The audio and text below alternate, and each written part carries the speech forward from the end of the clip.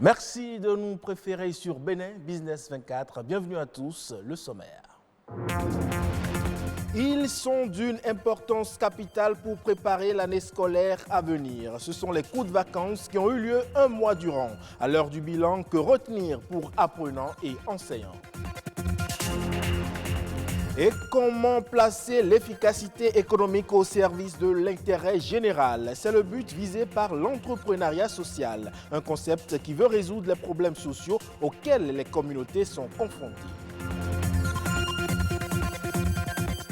Enfin, l'ail allié de taille en cuisine, qui est souvent utilisé dans la gastronomie, peut également aider à lutter contre de nombreuses maladies infectieuses. Lesquelles? Restez en place pour le savoir.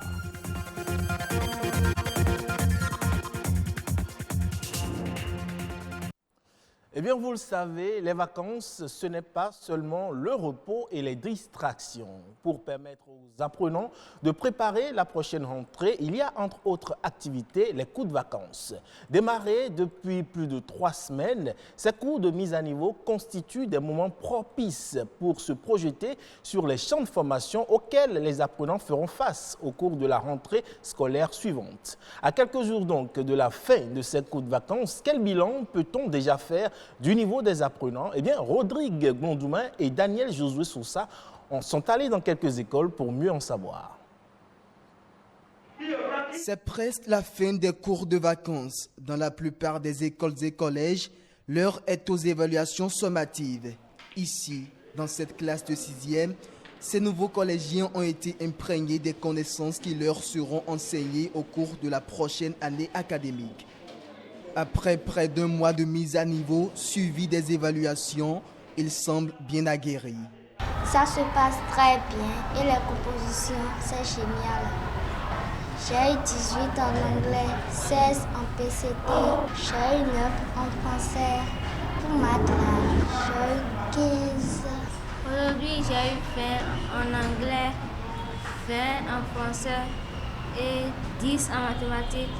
6 en PCT. En ce terme de cours de vacances, je peux être le premier.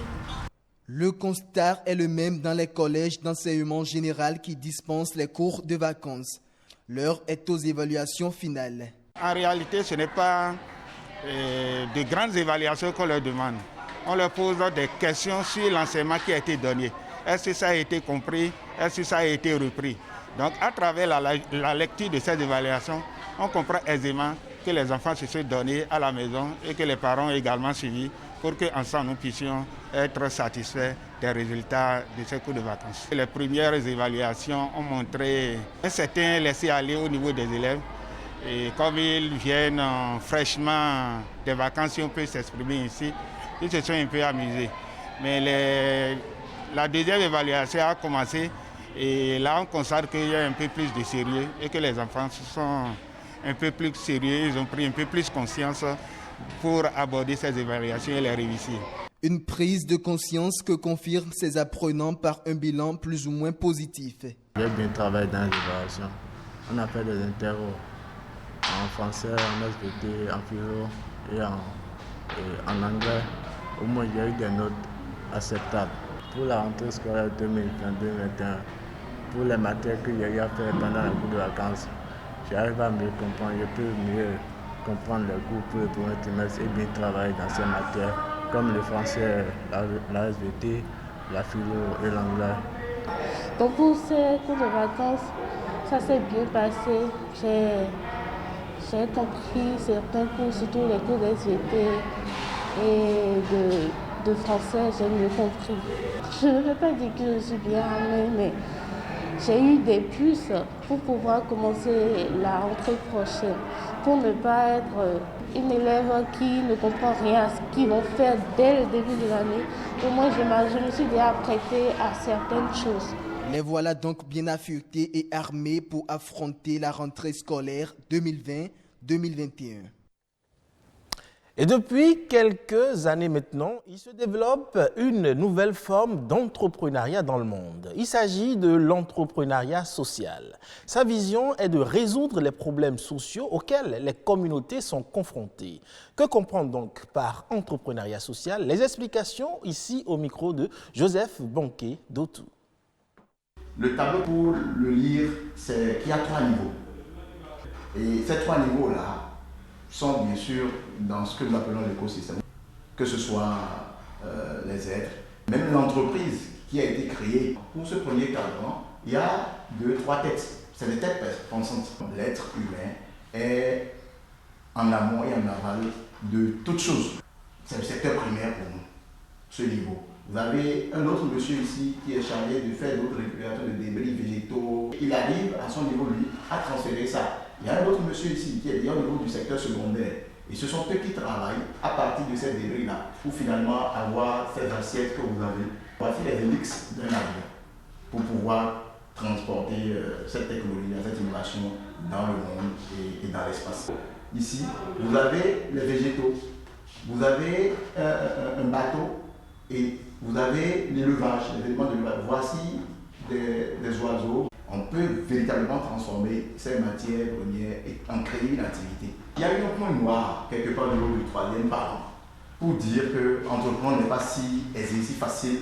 Et l'un des animaux qui effraie le plus de par sa force, de par sa vigueur, c'est beaucoup plus le buffle que nous avions. Et vous verrez les cornes de ces buffles-là, pour dire qu'il faut véritablement avoir le courage dans cette phase sombre de la vie entrepreneuriale pour pouvoir avancer. Nous avons aujourd'hui le numérique, la digitalisation. Vous aviez vu les points 0, 1, etc. jusqu'à l'infini pour dire on a tous ces outils-là à notre disposition aujourd'hui, nous jeunes de l'Afrique, pour pouvoir évoluer. Le IFA Trans, le I pour nous c'est l'information. Le F c'est la formation. Donc vous avez l'information et la formation pour véritablement agir. Et le A donc c'est l'action, il faut agir. Parlons à présent de cet ingrédient de cuisine, l'ail, qui est consommé partout dans le monde. Il est connu de tous pour rehausser la saveur des plats. Mais ses bienfaits ne sont pas que gustatifs. Tenez-vous bien, selon certaines personnes, l'ail aurait des effets bénéfiques sur la santé. Est-ce vrai? Stéphanie Dekpemandora nous parle dans le reportage à suivre des vertus de l'ail. Très parfumé et très remarquable par sa senteur assez forte et piquante, l'ail est une espèce de plante potagère vivace à odeur et au goût fort. Il fait partie des ingrédients les plus utilisés dans la cuisine. En effet, si l'ail sert le plus souvent à donner du goût aux aliments, il possède d'immenses propriétés médicinales. Et lorsqu'il s'agit de parler de ses vertus, les avis des consommateurs sont partagés. Je prépare avec, mais je ne connais pas les avantages qu'ils ont dedans là. Quand vous avez quelque chose comme tension, des fois les gens disent de mettre ça dans la bouche et chaque fois d'avoir les gouttes. Quand un enfant tousse, on lui fait boire un mélange d'ail et de miel. C'est également bon pour ceux qui souffrent d'hypertension. Visiblement, ils connaissent pour la plupart les bienfaits de l'ail, qui possède des vertus pour la santé. Cependant, ils ignorent qu'il ne joue pas un rôle curatif pour toutes les maladies. C'est une substance qui équilibre la tension. Ce n'est pas quand on a l'hypertension qu'on commence à consommer l'ail. L'ail, il faut que ça soit dans notre habitude alimentaire pour prévenir la tension. Originaire de l'Asie centrale, l'ail a été découvert il y a plus de 3000 ans. Il est cultivé et commercialisé dans plusieurs pays. Tout comme au Bénin, il n'est pas rare de croiser des vendeurs d'ail dans les grandes villes africaines ainsi que dans les marchés. Une de ces gousses est une cartouche de vitamines et minéraux qui permettent à l'organisme de guérir ou de se défendre contre certaines maladies. C'est un antioxydant très puissant qui renforce d'abord le système immunitaire contre les infections, contre la toux. Ça a du zinc, ça a du sélénium, ça a aussi du chrome. Le chrome, c'est un minéral qui protège contre le diabète. Le zinc, c'est un minéral qui transporte la vitamine A vers la rétine. Et le sélénium, c'est un minéral qui stabilise le PSA dans l'organisme. L'ail permet de retrouver une bonne respiration au niveau du poumon et du cœur. Quelqu'un qui a un cholestérol très élevé dans l'organisme, il doit commencer par consommer l'ail. Intégrer l'ail dans son habitude alimentaire permettrait de lutter efficacement contre les cellules cancéreuses. Il réduirait le risque du cancer du poumon, de la gorge, de l'estomac, du côlon et des ovaires. Les spécialistes conseillent d'ailleurs la consommation de 4 gousses d'ail par jour. Et la meilleure manière de bénéficier de ses qualités nutritionnelles est donc d'éviter de le mettre au feu. Si vous voulez une guérison curative rapide, rachez ça avec la peau, mettez ça dans le thermos, vous chauffez l'eau, vous versez là-dessus, laissez ça pendant 15 à 20 minutes, vous obtenez déjà une infusion. Il est à noter que l'ail ne rime pas avec bonne haleine. Mâcher quelques feuilles de menthe, de laurier, du clou de girofle ou de petit cola pourrait aider à masquer l'odeur piquante de la bouche. Nous voilà donc édifiés sur les vertus médicinales de l'ail. Hors de nos frontières, direction les Comores, où il s'est tenu une foire commerciale des produits et articles de toutes sortes, dont notamment les sandales, habits traditionnels, ainsi que des pépinières pour la promotion de l'agriculture. Le but étant de les valoriser et de participer au développement socio-économique du pays. Plus de détails dans ce reportage. Dans le cadre de cette foire commerciale, 64 stands ont été dressés par les principales actrices. Dans ces stands, animés par des jeunes et moins jeunes, sont exposés des produits et articles de toutes sortes made in Comores. Le but est de les valoriser. Il s'agit notamment des sandales, habits traditionnels, ainsi que des pépinières pour la promotion de l'agriculture. Au cours de la cérémonie d'ouverture de cette foire, Mme Saïdié, ministre en charge de l'économie, a bien apprécié cette initiative prise par le réseau Femmes au développement d'Iconi. En tant que ministre de l'économie, je me rends compte qu'il y a beaucoup d'initiatives de création de petites entreprises dans le domaine manufacturier. Et deuxièmement, en tant que ministre du tourisme, je vois là qu'il y a effectivement de l'offre pour les touristes qui viendront visiter notre pays. On est derrière. Elles ont pris les initiatives et il appartient à l'État maintenant de les soutenir pour aller plus loin. La vice-présidente du réseau Femmes au développement de la ville d'Iconi a déclaré que c'est de l'autonomisation pour le bien-être de tous.